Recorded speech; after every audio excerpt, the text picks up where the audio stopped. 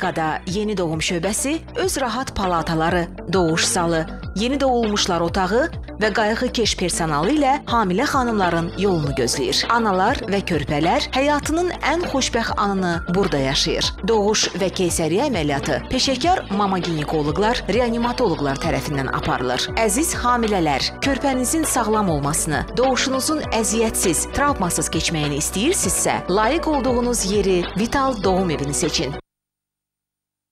Sabahınız xeyirli, uğurlu olsun, hörmətli və dəyərli izləyicilər. Hər birinizi salamlayıram, xoş gördük. Və Sağlıqlanın bu buraxılışında biz nələr haqda danışacağıq? Bugün xanımlara həsr etmişik, xüsusən də hamilə xanımlarımıza. Çünki Vital Klinikaya, eləcə də bizim studiyaya sizin tərəfinizdən daxil olan çox sayılı suallar var ki, qərara gəldik ki, məhz bu proqramda sizin suallarınızı cavablandıraq, əziz xanımlarımız. Amma indi hal-hazırda ekranlardan bizi izləyən hamilə xanımlarımız və ya hamiləliyi planlaşdıran xanımlar da studiyamıza qoşula bilərlər. Aktiv olun, 562-16-48 əlaqə nömrəmizdir. Bütün suallarınız mütləq cavablandırılacaq. Çünki studiyamızın qonağı Vital Klinikanın baş həkimi, həkim onkoginekoloq Səltənət Məcidovadır. Xoş gəldiniz Səltənət xanım. Xoş gördük. Səltənət xanım, inanın, bilirəm ki, sizə də, elə bizə də sizin məsəl çıxışınızdan sonra çox sayılı zənglər gəlir Səltənət xanıma, yəni suallar ünvanlanır. Elə bu sualları bugün tərtib etmişik, sizə ünvanlayacağım mən də. İlk sualımız belə gəlir. 35 həftəlik hamiləyəm, xanım yazıb. Dünən UZİ-də oldum, mənə dedilər ki, ciftdə qocalma əlamətləri var. Ümumiyyətlə, bu nə deməkdir qocalma və təhlükəlidirmi? Ümumiyyətlə, bax, biz həmişə danışırıq və mövzularda buna toxunuruq ki, cift həqiqətən də hamiləlik zamanı ən vacib orqanlardan biridir. Yalnız hamiləlik vaxtı əmələ gəlir və dölü qidalandırır. Yəni, cift olmasa, cift, belə deyək, düzgün funksiyasını yerinə yetirməsə, düzgün xidmət eləməsə hamiləliyə, o zaman döl ya tələf olar, ya inkişafdan qalar, bətin daxili ölüm olar. Yəni, sırf cift vasitəsilə döl qidalanır. Ciftdə bir balaca hər hansı bir narahatçılıq olan zaman döldə də hər hansı bir narahatçılıq izləyəcək. Ciftin də müəyyən hamiləlik vaxtına uyğun olaraq yetişməsi olur. Yəni, cift mayalama olduqdan 2 həftə sonra artıq başlayır yetişməyə, ta ki, hamiləliyin sonuna qədər yetişərək dölü qidalandırır və öz funksiyasını yerinə yetir. Dölü qanla qidalandırır, dölü oksigen verir, dölü hava ilə qidalandırır. Dölün insanın qidalanması üçün nə lazımdırsa, bətin daxilində körpənin də qidalanması üçün vacib şərtlərdir onlar. Və məhz cift bu funksiyanı yerinə yetirir. Və müəyyən həftələrində müəyyən yetişməkləri olur. Bax, xanımın dediyi müəyyən həftə bu 35 həftədədir. Artıq cift vaxtından əvvəl, əslində 37 həftədən sonra artıq cift həqiqətən də öz inkişafını saxlayır. Yəni, bu nədir? Döl artıq, belə deyək, nə böyümür, nə dölə lazımi qida maddələrini, əvvəlki kimi lazımi qida maddələrini vermir, lazımi oksigenlə təchiz eləmir dölü. Çünki göbək ciyəsi deyilən bir şey var ki, ciftlə döl arasında göbək ciyəsi vasitəsilə döl qidalanır. Və artıq əgər cift vaxtından əvvəl qocalırsa, biz deyirik 37 həftədən sonra qocalmalıdır əslində cift. Əgər döl vaxtından əvvəl qocalırsa, bu həqiqətən də təhlükəli bir vəziyyətdir. Bu dölün vaxtından əvvəl bətin daxilində inkişafını dayandıra bilər, ölü döllə doğula bilər, vaxtından əvvəl doğuş ola bilər, yəni həqiqətən də narahatçılığa səbəb olan hallardandır. Ona görə mütləq, bax, bu xanım vaxtı-vaxtında həkimə müraciət etməli, əgər belə bir vəziyyət varsa, mütləq bunun qarşısı alınmalıdır. Əgər mümkündürsə, əlbəttə ki, müəyyən müalicə metodlarından istifadə etmək ki, həqiqətən də ciftin funksiyası bərpa olunsun, cift funksiyasını yerinə yetirsin və yaxud da ki, biz şəxsən klinikamızda məsləhət görərdim ki, xanımımıza azon terapiya müalicəsindən istifadə etsin. Çünki həqiqətən də böyük effekti malikdir. Azon bildiyimiz kisloroddur, oksigendir ki, hansı ki, dölə mütləq vacibdir. Dölün qidalanması üçün oksigen olmalıdır. Bizim ümumiyyətlə insan orqanizmin qidalanması üçün, hər bir orqanın qidalanması üçün oksigen vacib amildir.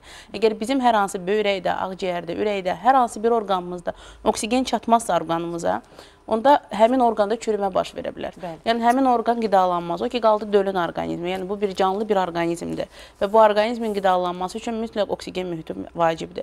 Və ona görə də xanıma məsləhət görərdim ki, belə vəziyyətdə mütləq həkimə müraciət eləsin, mütləq vaxtında lazımi tədbirlər görülsün. Əgər həkim məsləhəti ilə ehtiyac duyularsa, hətta doğumu, körpəni artıq doğuma hazırlayaraq ya doğuma aparsınlar və yaxud da keysəriyyə kəsiyinə ehtiyac duyulursa, mütləq keysəriyyə kəsiyi. Yəni, dinamikada saxlamaq lazımdır. Artıq xəstəxana rejimində yatmalıdır mütləq. Aydındır. Demək ki, ciftin qocalması müşahidə olunursa, bu kifayət qədər ciddi problemdir. Nəzarətdə olunmalıdır və tədbirlər görülməlidir. Bir gün ərzində belə dölün inkişafdan qalmasına gətirib çıxara bilər. Və digər sualımız, yəni xanım belə sual ünvanladı. Mən hamiləyəm, əvvəldən siqaret çəkmişəm, indi siqareti ata bilmirəm. Hamiləlik zamanı siqaret çəkməyi mənə və uşağa ziyan edə bilərmi? Bu sualı Səltənət xanım, tamaşaçımızı qəbul edək, onun da sualını eşidək və bu sualı bərabər cavablandırarıq və alo. Alo. Sabahınız xeyir. Hər vaxtınız xeyir. Buyurun. Sizi və həkimimizi salamlayıram. Təşəkkür edirik. Vaxtıyım, sualım həkimə idi. Məndə 24-25 həftəlik hamiləlikdir, əkiz hamiləlikdir və mən hal-hazırda biraz qrip olmuşam. Sual vermək istəyirdim ki, həm qarşısını necə alın bununla, həm də bunun döllərə ziyanı varmı?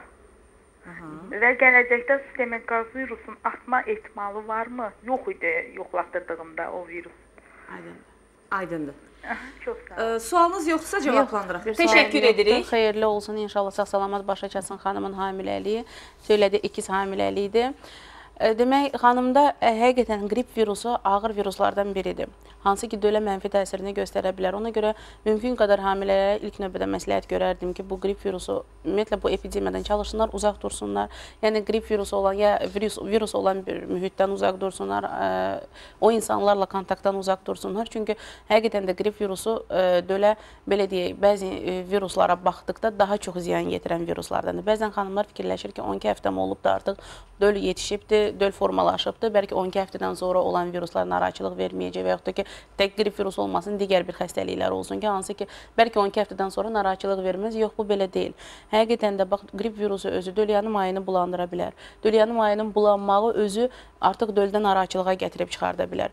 Yəni, mən həmişə bu misalı gətirəm ki, elə bil tüstü ilə biz nəfəs alırıq, qapalı bir yerdə tüstü ilə nəfəs alırıq. Elə bir mühit də döl üçün yaranır. Dölün qidalandığı və nəfəs aldığı mühit maye mühitidir.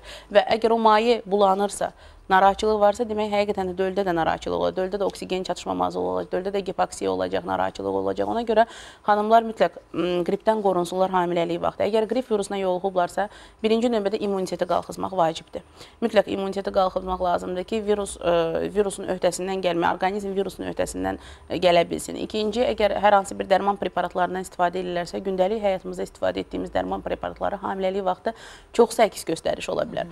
Ona görə ilk növbədə həkimlə məsləhətləşməli. Həkim hər hansı bir dərman preparatı təyin edərsə, hansı ki, bunlar əsasən vitaminlərdən ibarət olmalıdır əsasən. O preparatları qəbul etməli və xanıma yenə də dönə-dönə məsləhət görərdim. Əgər əlbəttə ki, ilk növbədə həkiminlə məsləhətləşsin, əgər həkimi də məsləhət görərsə bunu, azon müalicəsi. Çünki qrip virusu, mən nəyə görə hər dəfə azon müalicəsini deyirəm, viruslar, ümumiyyətlə patoloji orqanizmlər, biz oksigen mühitində yaşayırıq. Oksigen mühiti bizim orqanizm üçün olmalıdır. Amma patoloji orqanizm üçün, əksinə oksigen mühitində bir çox patoloji orqanizmlər məhv olurlar. Ona görə bizim qəbul elədiyimiz bu azonun tərkibində olan oksigen molekulu, məhz oksigen, bu patoloji orqanizmləri öldürmək, yəni məhv etmək gücünə malikdir. Və yaxud da ki, orqanizmi qoruyacaq, bir baryer kimi də orqanizmimiz üçün virusdan qorumaq ehtimalı var. Yəni mümkündür bu. Ona görə xanımlara məsləhət görərdim ki, azon müalicəsindən istifadə etsinlər. Yəni dərman preparatları necə məsəl üçün? Dərman preparatlarından mütləq həkimin göstərişi ilə hansı hallarda hansı preparatları qəbul etmək, yəni birbaşa demək, söyləmək ki, bu preparatı qəbul etmək olar, hansı halda yox. Ola bilər hərarəti olsun xanımın tamam digər bir preparatdan istifadə etmək məcburiyyətində qalacaq və yaxud da ki, hərarət yoxdur, adi soyuq dəymədi. Yəni onları artıq həkim məsləhəti olmalıdır ki, ondan sonra qəbul etsin. Belə və digər tamaşaçımıza alo deyirik. Alo. Alo. Buyurun, eşidirik. Sabahınız xeyir. Sabahınız xeyir. Hər ikinizi salamlayıram. Təşəkkür edirik. Dedim həkimdən məlumat götürüm ki, mənim qızım 3 ilə yaxın uşağı olmurdu. Amma biz sizi çox zəif eşidirik. Biraz ucadan danışın. 3 ilə yaxındır ki, qızımın uşağı olmurdu. 8 ay bundan əvvəl 7 həftəlik uşağı qalmışdı. Qəfil asıldı, düşdü. Düşəndə də bunun mikrobları oldu. Əvvəlcə qızda heç bir problem yox idi. Vardı oğlanda cinsi zəiflik. Onda androlog müalicə elədi, düzəldi, uşağa qaldı. Sonra uşaq düşdü, 7 həftəlik. O vaxt məlum oldu ki, bunda mikroblar var. Toxoplazma, stenokovirus, rubella, bir də başqası. Neyse, ona da biraz müalicə oldu, amma 8 aydır qızım hamilə qala bilmir. Deyirlər ki, cinsi zəiflik təkrar 3 aydan bir zəifliyir. Bu belədir, yoxsa yox? Həkimə bunu öyrənmək istərdim. Aydın oldu mu Səltənət xanım? Hə, aydın Suallarınız yoxsa cavablar? Aydın oldu. Mən ümumi bir halda cavablandırım. Demək, ilk öncə xanımın toxunduğu ki, 3 il ərzində hamilə qala bilmir və yoldaşında cinsi zəiflik müşahidə olunubdur. Əgər həqiqətən də belə bir amil varsa, demək bunu yaradan səbəb var.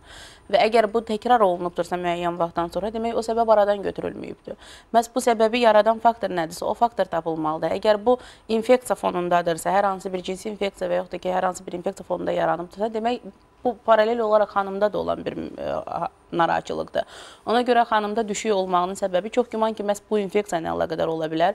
Amma xanımda dedi aşkarlandı, sonradan o daha sonradan aşkarlandı. Bunu vaxtında artıq hamilə qalmamışdan öncəki yoldaşı müalicə olunurdu və belə bir diaqnoz qoyulmuşdu. Artıq paralel xanım da mütləq bu fonda müalicə olmalıydı.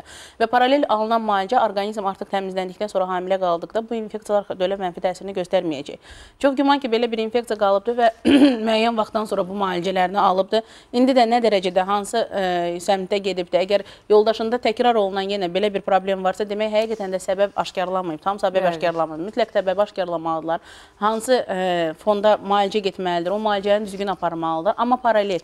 Bəzən xanımlar və yaxud da ki, yoldaşları hər hansı bir müalicə alanda çox tez-tez rastlaşırıq. Deyirik, qoy o müalicəsini alsın, qutarsın. Əgər hamilə qalmasam, təzdən mən müalicə alaram. Əslində bu düzgün deyil. Həm vaxt itkisi olur, müəyyən bir vaxt itkisi olur. Həm aldığı müalicə demək olar ki, sıfır olur. Çünki biz müalicə nə edirik? Tam orqanizm təmizlənir. Yenidən əlaqə olan zaman və yaxud da ki, yenidən təkrarlanır eyni xəstəlik. Yenidən başladıqda biz bu xəstəliyi gərək yenə də cütlüyün hər ikisi müalicə alsın. Ona görə mütləq diqqətli olmalıdırlar. Əgər belə bir narahatçılıq vəziyyət varsa, mütləq həm xanım, həm yoldaşı paralel müalicəni aparmalıdırlar ki, sonda gözəl nəticə də əldə olunsun. Əslində xanım da öncədən müalicə alsaydı, 3 il müddəti, 3 il az müddət deyil, hamiləlik baş verib, amma o xanımda olan infeksiyalar üzündən, yəni bəli, həm də bu infeksiyaların törətdiyi fəsadlar da var. Onların da narahatçılığı, bəlkə düşüyün səbəbi həm infeksiya olub, həm onun törətdiyi hər hansı bir narahatçılıq ucbatından olub və yaxud da ki, belə bir infeksiya həqiqətən varsa, bir neçə ay ərzində boruların bağlanmağına da gətirib çıxarda bilər, uşaqların iltihablaşmasına da gətirib çıxarda bilər. Yəni, bu ilə həqiqətən də diqqətli olmaq lazımdır. Yəni, cütlüyün ikisi bərabər müalicə almalıdır. Mütləq, paralel almaq lazımdır. Və daha bir tamaşaçımız var xəttdə. Alo. Alo, sabahınız xeyir. Sabahınız xeyir. Həkimi salamlayıram. Buyurun. Allah sizdən razı olsun ki, Səltənət doktoru siz efirə dəvət edirsiniz, insanları maarifləndirir, xəstələri ürəkləndirir.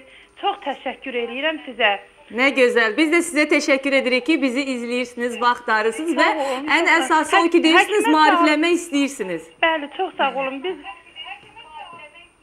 Siz televizorun səsini azaldın və bizimlə sadəcə telefonla danışın. Həkimə sualım. Həkimə sualım budur ki, mənim qızım 19-20 həftəliyə uyğun olan bir hamiləlikdir. Elə bir ki, oturduğu yerdə açılış gəlir, belə qara qır kimi. Aparmışam, dünən uziyə salmışam. Uzinin cavabı ancaq belədir ki, uşaqlıq boyu bağlıdır. Statiya 1, ciftin qalınlığı 18 mm, cift daxil dəliyə yaxın yerləşir. Döylərin mayeesi normal, ürək döyüntü müsbət ritmikdir. Amma bundan bu açılış davam eləyir. Yəni, açılış deyəndə qarı içini belə su, vidilina kimi. Xanım, sizin apardığınız ancaq ultrasəs müayinəsi olub. Ginekoloq həkimlə məsləhətləşmişsiniz? Bəli, ginekoloq həkimimiz var. Biz müalicə götürmüşük uşağa görə. Yox, bax, bu cavabı məhz ginekoloq həkimimizə göstərmişsiniz. Bəli, bu cavabı ginekoloq həkimə göstərmişəm. Heç bir tədbir yazmır. Sadəcə disinon iynə yazır, bir aktivigen iynə. Gündə bir dəfə hər ikisini. Ümumiyyətlə, diaqnoz maraqlıdır ki, nəyə görə bu baş verir, demədilər sizə? Xeyr, bizə də maraqlıdır. Mən də ondan narahat qalıram ki, mən bəs bu ultrasəs müayinəsi hamısı normal göstərir. Amma bəs bu gəliş nədən gəlir? Yox, hamısını normal göstərmir. Məhz orada kifayət edirmi? Biz cavablandıraq düşünürəm. Kifayət edir. Xanımın orada qeyd elədiyi bir nüans oldu ki, cift daxili dəliyə yaxındır. Bu artıq cift gəlişi deməkdir, demək olar ki, və yaxud da ki, ciftin yan gəlişi deməkdir və bu birbaşa xəstəxanada yatmağa göstərişdir. Bu əslində ev şəraitində aparılan bir müalicə olmamalıdır. Çünki bu hər saniyədə, xanımın hər saniyəsində qanaxma verə bilər və açılış ola bilər və hətta xəstəxanaya çatdırmaq təhlükəsi belə narahatçılıq ola bilər. Ona görə mütləq xanıma ilk məsləhətim mütləq xəstəxana rejimində qalmaq. Çünki bir daha söyləyirəm o yeri ki, ultrasəs müayinəsində yazılmışdı, cift daxili dəliyə yaxın yerləşir. Daxili dəliyə, yəni uşaqlıq boyuna daha yaxın. Biz bu mövzuda danışmışıq, daha öncələr də danışmışıq. Ciftin döldən öncə yerləşməsi. Əslində ciftin yerləşməsi necə olur? Döl olur və döldən arxada cift olur. Və doğulduqda da döl birinci doğulur, daha sonra bir 5 dəqiqə, 10 dəqiqə sonra da cift doğulur uşaqlıqdan. Lakin xanımda tamam başqa formadadır. Xanımda olan formada cift daxili dəliyə yaxın yerləşib və demək olar ki, bəlkə də daxili dəliyə örtür, indi mən tam deyə bilmərəm. Yəni, ya tam cift gəlişidir, ya da müəyyən qədər, yəni burada qeysəriyyə kəsliyinə göstəriş. Çox tez bir müddətdə, 19-20 həftə çox tez müddətdə. Yox, gələcək üçün. Gələcəkdə bilmək olmaz. Bəlkə də əgər xəstəxana rejimində yatsa, bəlkə də həkimin dediklərinə düzgün riayət etsə və düzgün həkim məsləhəti olsa, bəlkə də cift müəyyən qədər yuxarı qalsa, artıq normal doğum da ola bilər. Ona görə buna artıq xəstəxana rejimində, çünki elə bir müddətdir ki, həqiqətən də bu müddətdə qanaxma olmaq ehtimalı böyükdür, kritik bir müddətdir. Xanım gəzməməlidir, tamamilə gəzməməlidir, yataq rejimi olmalıdır və xəstəxanada yatmalıdır mütləq. O dediyi korичневый belə qəhvəyi rəngdə ifrazat, bəli, bu artıq qanaxmanın belə deyək, qanaxmadan xəbər verən amillərdəndir. Hansı ki, bu ifrazat gələ-gələ birbaşa qanaxma da baş verə bilər. Ona görə xanıma mütləq o ciftlə əlaqəlidir, yoxsa? Ciftlə əlaqəlidir, əlbəttə. Cift yerləşir və ciftin get-gedə aralanması baş verə bilər. Cift qopa bilər, ciftin narahatçılığı baş verə bilər, dölün qidalanmaması baş verə bilər, dölün bətin daxilində tələf olması baş verə bilər. Yəni məqsədim xanımı qorxuzmaq yox, amma həqiqətən də narahatçılığa səbəb olan amil var. Bilmirəm, bəlkə nəzərdən qaçıbdır o amil, bəlkə həqiqətən də ginekoloqdan yox, ultrasəs həkimdən. Heç bir müalicə yazmayıb, sadəcə bir dərman preparatı dedi. Qanı saxlamaq üçün. Kifayət edirmi?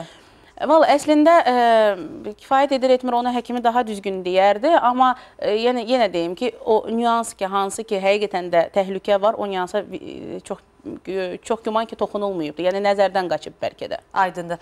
Və daha bir tamaşaçımız var, qəbul edirik, sualını eşidirik və digər mənim verdiyim sualına bərabər cavablandıraq. Alo. Alo. Sabahınız xeyir. Sabahınız xeyir. Buyurun, eşidirik. Mən həkimə sualını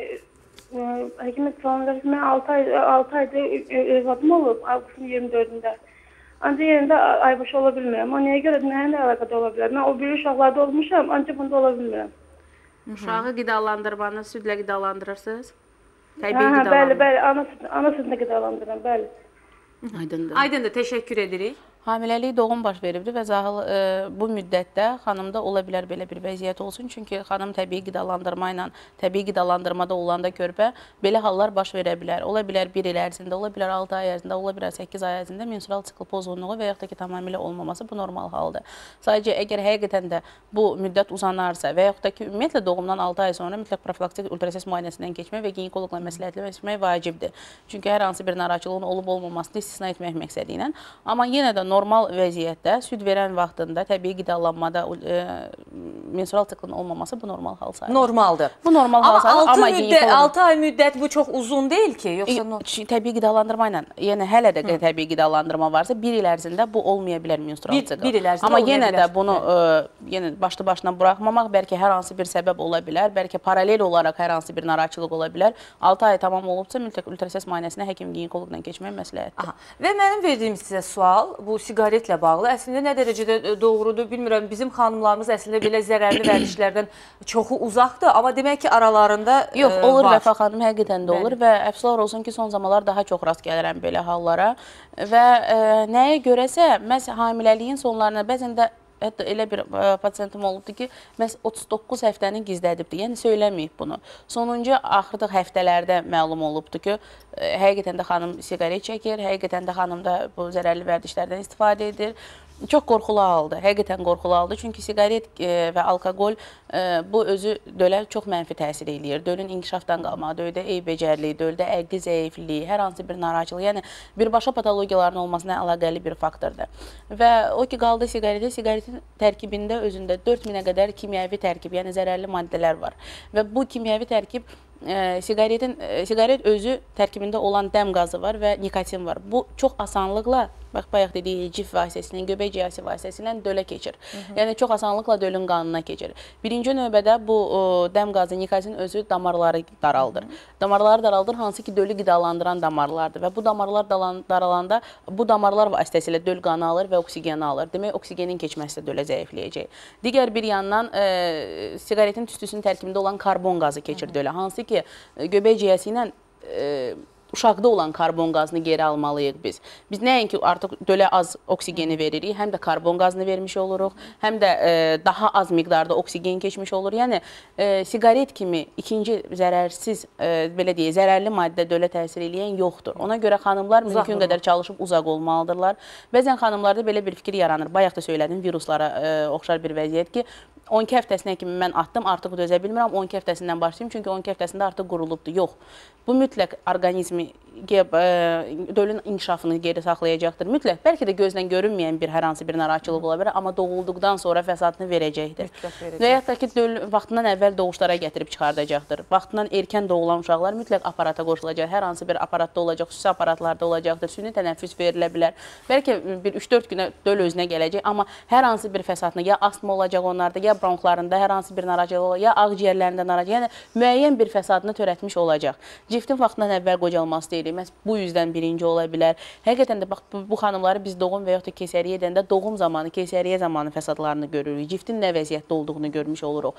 Qanaxmaya meyilli olurlar. Yəni, bütün bunları nəzərə alsınlar ki, tək 12 həftəsinə kimi özünü qorumaqla yox. Ta ki, 40 həftəsinə kimi dölü qorumaq lazımdır. Çünki 12 həftəsindən sonra da mütləq fəsadını verəcək, hər hansı bir izni buraxacaq və bunun şahidi olmuşuq, doğrudan da buraxmış olur. Yenə deyirəm, ola bilər körpə doğulsun, ana görsün ki, körpə qışqırdı, körpə sağlamdır, amma müəyyən vaxtdan sonra görəcək o fəsadları. Hər hansı bir xəstəlik aşkar oluna bilər körpədə. Vaxtımız çox azdır. Qısaca məsləhətlərinizi verin ümumi şəkildə. Hamilə xanımlarımızın həyat tərzi necə olmalıdır? Qidalanması necə olmalıdır? Qidalanması necə olmalıdır? Bax, xanımlar mütləq hamilə oldular. Birinci növbədə həmişə bunu söyləyərəm ki, mütləq həkimə müraciət etsinlər. Heç bir addımları öz başına etməsinlər. Hər hansı bir dərman preparatıdır. Qrip oldum, hər hansı bir dərman preparatı atım, başım ağrıyır, gedim ağrı kəsici atım. Belə şeylər olmasın. Çünki hər biri öz təsirini göstərəcək dölə. Mütləq qidalanmaya fikir versinlər. Hər müəyyən müddətdə hər ayın öz qidalanması var. Hamiləliyin ilk aylarında daha başqa qidalanmaya üstünlük veririk. Son aylarına yaxın daha başqa qidalara üstünlük veririk. Mütləq təbii şirələrdir, təbii meyvə şirələri, ziyanlı fast food deyirik, qidalardan uzaq olsunlar, mümkün qədər uzaq dursunlar. Onun da özünün mənfi təsirləri var. Xanımlarda həmişə söylürəm ki, anemiya olur, qanazlığı olur. Mütləq təbii yolla çalışsınlar ki, qanazlığı olmasın, immunitet aşağı düşməsin. Və əlbəttə ki, 9 aya nəzarətdə olsunlar ki, sağlam körpə dünyaya gəlsin. Aydındır. Səltənət xanım, təşəkkür edirəm. Hər zaman olduğu kimi gəldiniz, tamaşaçılarımıza, xanımlarımıza dəyərli məsləhətlərinizi verdiniz. Təbii ki, tamaşaçılarımıza da, studiyamıza qoşulan tamaşaçılara da öz təşəkkürümü bildirirəm. Mənimlə bərabər sizə suallar ünvanladılar. Hörmətli tamaşaçılarımız, qonağımız Vital Klinikanın baş həkimi, həkim onkoginekoloq Səltənət Məcidova idi. Və sonda, hörmətli tamaşaçılarımız, təşəkkürlərim 8-ci mikrorayonda yerləşən Lady Sharon mağazasına. Bax, bu gördüyünüz gözəl geyimimə görədir. Studiyamızın tərtibatına görə isə hər zaman olduğu kimi aktiv ajansadır. Yenidən görüşərik. Sağ olun, sağlıqla qalın. Vital Klinikada yeni doğum şöbəsi, öz rahat palataları, doğuş salı, yeni doğulmuşlar otağı və qayğıkeş personalı ilə hamilə xanımların yolunu gözləyir. Analar və körpələr həyatının ən xoşbəxt anını burada yaşayır. Doğuş və keysəriyyə əməliyyatı peşəkar mama ginekoloqlar, reanimatoloqlar tərəfindən aparılır. Əziz hamilələr, körpənizin sağlam olmasını, doğuşunuzun əziyyətsiz, travmasız keçməyini istəyirsinizsə, layiq olduğunuz yeri Vital Doğum Evini seçin.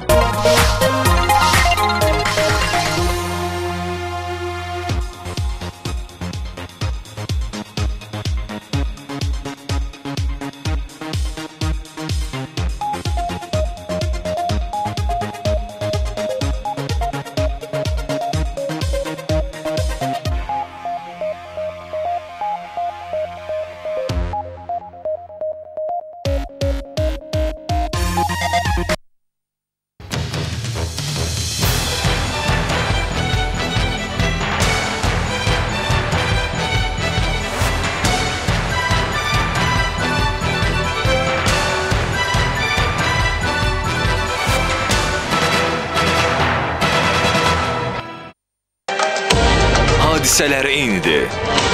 hər kəs xəbər verir. Ancaq biz sizə onu görünən və görünməyən tərəfləri ilə